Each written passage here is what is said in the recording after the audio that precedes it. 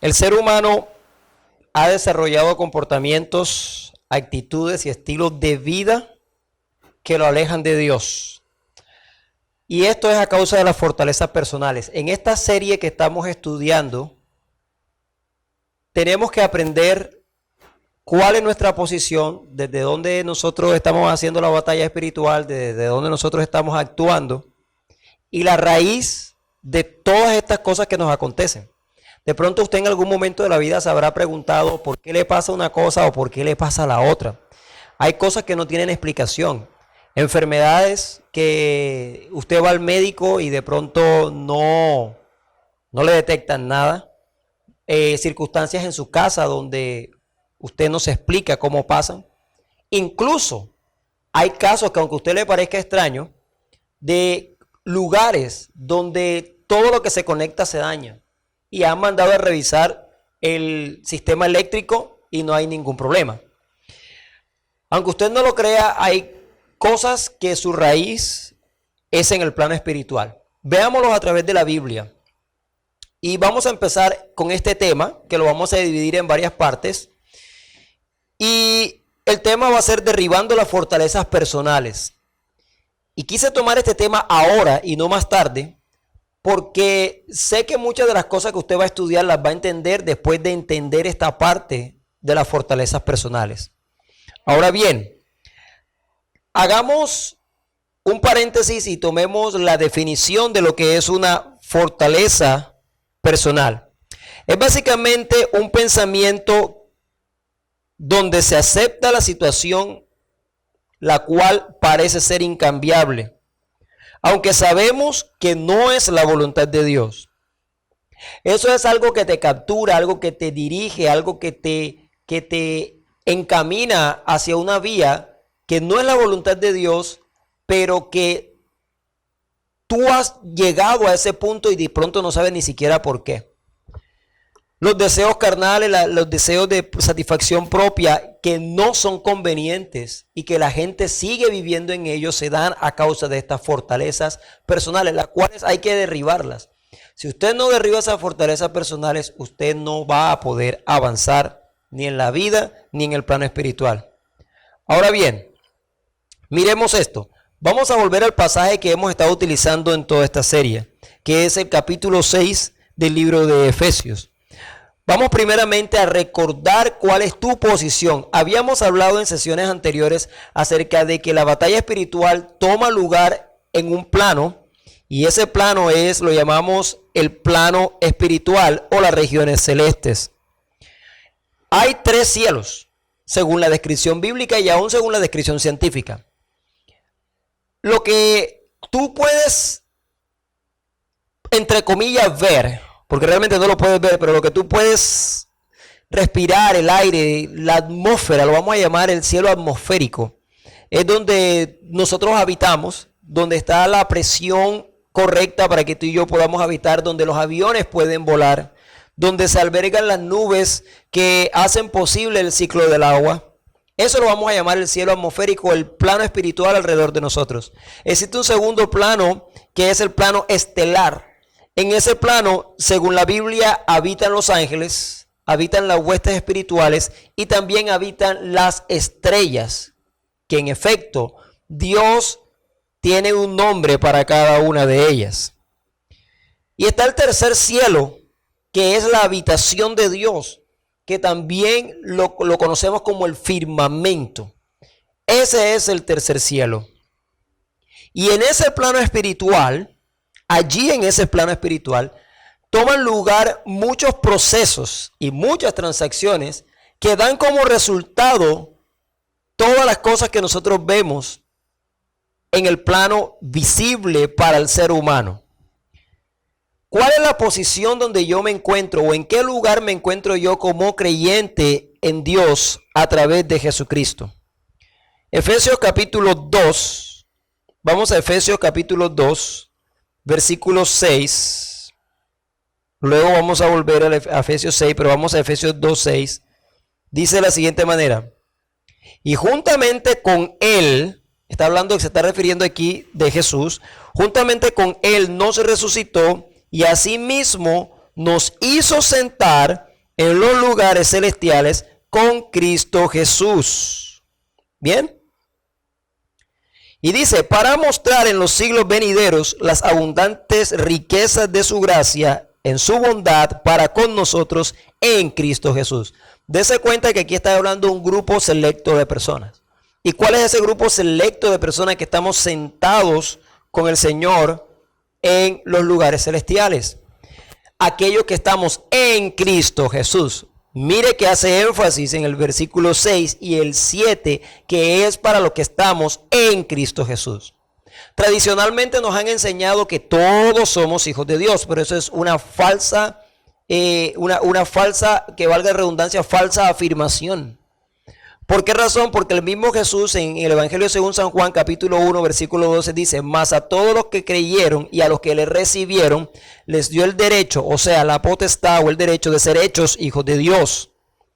Por lo tanto, los hijos de Dios somos aquellos que hemos aceptado a Cristo, que hemos creído en Él primeramente, pero no basta con creer, sino también recibirle, y recibirle implica caminar de la manera en que Él quiere que nosotros caminemos. Porque hay mucha gente que no puede caminar como Dios quiere que caminemos, sencillamente por estas fortalezas personales. Pero cuando tú estás en Cristo, entonces tú tienes una posición distinta a la del resto de la humanidad. Y esa posición es que estás sentado en los lugares celestiales con Cristo Jesús. El problema es que hay mucha gente que espiritualmente parece que no estuviera sentada juntamente con Cristo. Es como al preso que le abren la cárcel y sigue dentro de la cárcel porque no se ha acostumbrado a vivir fuera de ella. Jesús, al morir en la cruz del Calvario, nos hizo libres. Pero hay mucha gente que no se acoge a esa libertad. Reciben a Cristo, creen en Cristo, pero no quieren vivir en la libertad que Cristo nos ha dado. El vivir en la libertad que Cristo nos ha dado significa caminar en sus preceptos. Aparentemente para el ser humano caminar en los preceptos de Dios es una carga. Hay un dicho que dice que nadie sabe que la sal es salada hasta que no la prueba. Nadie sabe qué es vivir en la libertad de Cristo hasta que no vive y experimenta realmente. Aparentemente vivir en Cristo es una serie de reglas que nos cohíbe de muchas cosas, pero no es así. Realmente son una serie de reglas que nos protegen de muchas cosas. Curiosamente, en este tiempo en que estamos estudiando en esta escuela bíblica, estamos viviendo en los tiempos del COVID-19, del coronavirus. Y es bien curioso que los gobiernos han dicho no salga de su casa porque puede ser contaminado por el virus. ¿Y por qué cree usted que la gente no sale? Porque puede ser por temor, por respeto, por cualquiera que sea. Hay un instinto de protección porque sabe que si sales pueden pasar una de varias cosas. Número uno, te puedes contaminar con el virus y puede significar mucho dolor y la muerte. Número dos, la policía te puede hacer una multa. ¿Ya? Y pues número tres, tú quieres proteger a los tuyos. En caso de que tú quedes contaminado y vengas a tu casa, vas a contaminar a los demás. Pero la gente no ha prestado atención con el pecado. El pecado es aún peor que el COVID-19. Es aún peor que el coronavirus. Es algo que te lleva a una condenación eterna. Lo que pasa es que la gente no ve esto. Muchas veces ni siquiera nosotros creemos en la historia, pero no lo creemos que sea tan real. Entonces no tomamos muchas veces en serio que estas fortalezas personales nos llevan a contaminarnos de ese virus que es aún peor que todos los virus, que se llama pecado. Existen dos tipos de fortalezas personales. Aquellas que llamamos las visibles y las secretas. Las visibles son todas aquellas que, como la palabra lo dice, pueden ver, afloran.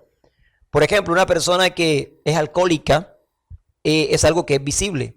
Una persona que es de pronto drogadicta, se le puede ver esa fortaleza visible, pero hay fortalezas invisibles. Por ejemplo, una de las tantas fortalezas invisibles es la pornografía. Otra fortaleza invisible puede ser el adulterio, la fornicación.